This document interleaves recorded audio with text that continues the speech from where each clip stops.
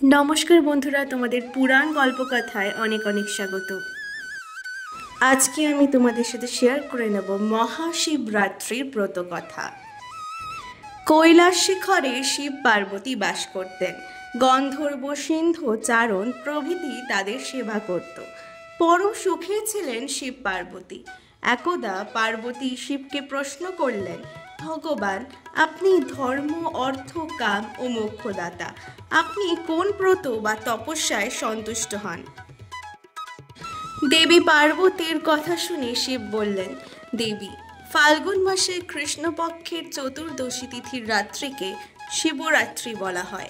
এই রাত্রিতে উপবাস করলে আমি অত্যন্ত সন্তুষ্ট হই। স্নান বস্ত্র ধূপ ও পুষ্প ও অর্চনায় আমি যতটুকু সন্তুষ্ট হই তার চেয়ে বেশি সন্তুষ্ট হই এই শিবরাত্রির উপবাসে। প্রিয়পুত্রী পার্বতীকে শিব বললেন, এদিন যারা সারাদিন উপবাস করে রাত জেগে আমার পুজো করবে, মাথায় বেলপাতা ও গঙ্গা জল ঢালবে, তারা যত পাপই করুক না কেন আমি তাদের পাপের বোঝা থেকে মুক্ত করে শত স্বরূপে প্রতিষ্ঠা করব। তিনি আরো বললেন, ব্রত পালনকারী ত্রয়োদশীতে স্নান করে সংযম পালন করবে, সপক্ষ নিরামিষ বা হবিষ্যান্ন ভোজন করবে, স্থণ্ডিল ভূমি বা বালু বিছানো যজ্ঞবেদী অথবা কুশ বিছিয়ে শয়ন করে আমার অর্থাৎ শিবের নাম স্মরণ করতে থাকবে। রাত্রি শেষ হলে শয্যা ত্যাগ করে প্রাতঃক্রিয়াদি করবে, অন্যান্য আবশ্যক কার্যাদি করবে, সন্ধ্যায় যথাবিধি পূজাদি করে বিল্বপত্র সংগ্রহ করবে, তারপর নিত্যক্রিয়াদি করবে। অতঃপর স্থণ্ডিলে যজ্ঞবেদীতে সরোবরে প্রতীকে বা প্রতিমায় বিল্বপত্র দিয়ে আমার পূজা করবে। একটি বিল্বপত্র দ্বারা পুজো করলে আমার যে প্রীতি জন্মে তা পুষ্প একত্র করে কিংবা মণিমুক্তা প্রবাল বা স্বর্ণ নির্মিত পুষ্প দিয়ে আমার পুজো করলে আমার তার সমান প্রীতি জন্মে না।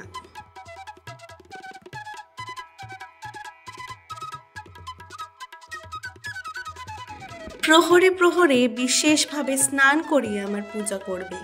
পুষ্প গন্ধ ধূপাদি দ্বারা যথোচিত অর্চনা করবে। প্রথম প্রহরে দুগ্ধ, তৃতীয় প্রহরে দধি, তৃতীয় প্রহরে ঘৃত এবং চতুর্থ প্রহরে মধু দিয়ে আমাকে পূজা করবে। এছাড়া যথাশক্তি নৃত্যগীতাদি দ্বারা আমার প্রীতি সম্পাদন করবে। হে দেবী, এই হলো আমার প্রীতিকর ব্রত।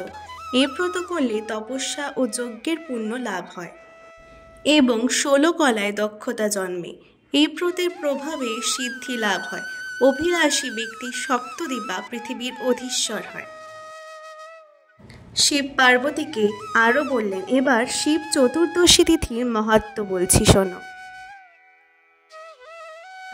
একদা সর্বগুণযুক্ত বারাণসী পুরীতে ভয়ঙ্কর এক ব্যাধ বাস করত। বেঁটে খাটো ছিল তার চেহারা আর তার গায়ের রং ছিল কালো, চোখ আর চুলের রং ছিল কটা। নিষ্ঠুর ছিল তার আচরণ, দড়ির ফাঁস এবং প্রাণী হত্যার নানা রকম হাতিয়ারে পরিপূর্ণ ছিল তার বাড়ি। একদিন সে বনে গিয়ে অনেক পশু হত্যা করলো। তারপর নিহত পশুদের মাংস ভার নিয়ে নিজের বাড়ির দিকে রওনা হলো। প্রথমে ক্লান্ত হয়ে সে বনের মধ্যে বিশ্রামের জন্য একটি বৃক্ষমূলে শয়ন করলো এবং একটু পরেই নিদ্রিত হলো। সূর্য অস্ত গেল, এলো ভয়ঙ্কর রাত্রি। ব্যাধ জেগে উঠল। ঘোর অন্ধকারে কোনো কিছুই কারো দৃষ্টিগোচর হলো না। অন্ধকারে হাতড়ে একটি শ্রীফল বৃক্ষ অর্থাৎ বিল্ল বৃক্ষ পেল। এই বিল্ল বৃক্ষে যে লতা দিয়ে তার মাংস ভার বেঁধে রেখেছিল, বৃক্ষতলে হিংস্র জন্তুর ভয় আছে, এই ভেবে সে নিজেও ওই বিল্ল বৃক্ষে উঠে পড়ল। শীতে ও ক্ষুধায় তার শরীর কাঁপতে লাগলো। এভাবে সে শিশিরে ভিজেই জেগে কাটালো সারা রাত। দৈব সত্য এই বিল্ল বৃক্ষে ছিল আমার অর্থাৎ শিবের একটি প্রতীক। তিথিটি ছিল শিব চতুর্দশী আর ব্যাধ সে রাত্রি কাটিয়েছিল উপবাসে। তার শরীর থেকে আমার প্রতীকের ওপর হিম বা শিশির ঝরে পড়েছিল। শরীরের ঝাঁকুনিতে বিল্লপত্র পড়েছিল আমার প্রতীকের উপর। এভাবে উপবাসে বিল্লপত্র প্রদান এবং শিশির স্নানে নিজের অজান্তেই ব্যাধ শিবরাত্রি ব্রত করে ফেলল। হে দেবী, তিথি মাহাত্ম্যে কেবল বিল্লপত্রে আমার যে প্রীতি হয়েছিল, স্নান পূজা বা অন্যান্য যজ্ঞাদি দিয়েও সেই প্রীতি সম্পাদন করা সম্ভব নয়। তিথি মাহাত্মে ব্যাধ মহাপুণ্য লাভ করেছিল। পরদিন উজ্জ্বল প্রভাতে ব্যাধ নিজের বাড়িতে চলে গেল। কালক্রমে ব্যাধের আয়ু বেড়ে গেল। যমদূত তার আত্মাকে নিতে এসে যথারীতি যম পাশে বেঁধে ফেলতে উদ্যত হলো। অন্যদিকে আমার প্রেরিত দূত ব্যাধকে শিবালোকে নিয়ে এলো, আর আমার দূতের দ্বারা আহত হয়ে যমদূত যমরাজকে নিয়ে আমার পুরো দ্বারে উপস্থিত হলো। দ্বারে শিবের ভক্ত নন্দীকে দেখে যমদূত তাকে সব ঘটনা বলল। সেই ব্যাধ সারা জীবন ধরে কুকর্ম করেছে জানালেন যম। তার কথা শুনে নন্দী বললেন, ধর্মরাজ, এতে কোনো সন্দেহই নেই যে এই ব্যাধ দুরাত্মা। সে সারা জীবন অবশ্যই পাপ করেছে, কিন্তু শিবরাত্রি ব্রতের মহাত্মে সে পাপ মুক্ত হয়েছে এবং দেবাদিদেব সর্বেশ্বর শিবের কৃপা লাভ করে শিবলোকে এসেছে। নন্দীর কথা শুনে বিস্মিত হলেন ধর্মরাজ। তিনি শিবের মহাত্মের কথা ভাবতে ভাবতে যমপুরীতে চলে গেলেন। শিব পার্বতীকে আরো বললেন, এই হলো শিবরাত্রি ব্রতের মাহাত্ম্য। শিবের কথা শুনে শিবজয়া হিমালয় কন্যা পার্বতী বিস্মিত হলেন। তিথি ব্রতের মাহাত্ম্য নিকটজনের কাছে বর্ণনা করলেন। তারা আবার তা ভক্তি করে জানালেন অন্য বিভিন্ন রাজ্যকে। এভাবে শিবরাত্রি ব্রত পৃথিবীতে প্রচলিত হলো। ত্রয়োদশী তিথিতে সংযত হয়ে থেকে চতুর্দশী তিথিতে উপবাস, রাত্রি জাগরণ ও মহাদেবকে নিয়ে শিবলিঙ্গকে প্রদোষকালে দুধ দিয়ে, দ্বিতীয় প্রহরে দই দিয়ে, তৃতীয় প্রহরে ঘি দিয়ে আর চতুর্থ প্রহরে মধু দিয়ে যথাক্রমে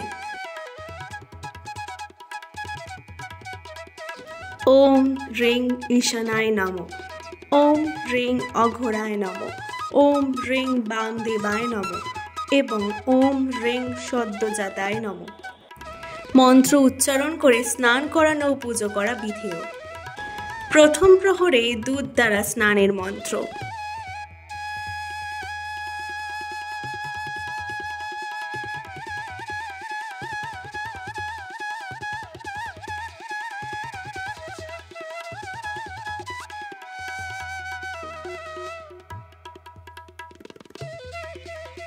দ্বিতীয় প্রহরে দধি দ্বারা স্নানের মন্ত্রটি হল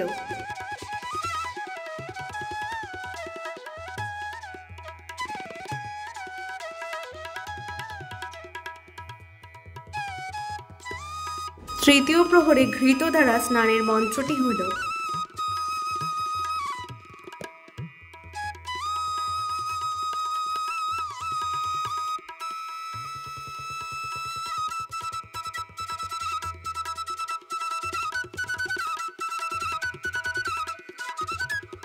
সর্বশেষে চতুর্থ প্রহরে মধু দ্বারা স্নানের মন্ত্রটি হল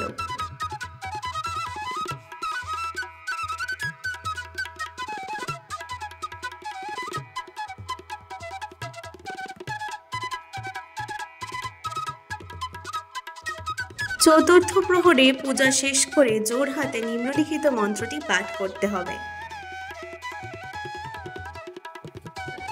তারপর পূজা সমাপ্ত করে ব্রত কথা শ্রবণ করতে হবে।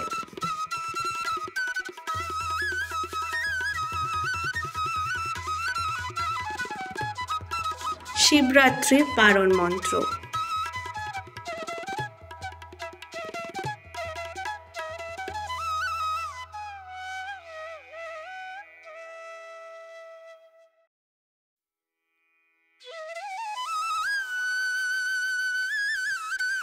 শিবরাত্রির এই গল্পটি এবং এই মন্ত্রগুলো অবশ্যই তোমরা নিজেদের বাড়িতে পালন করবে।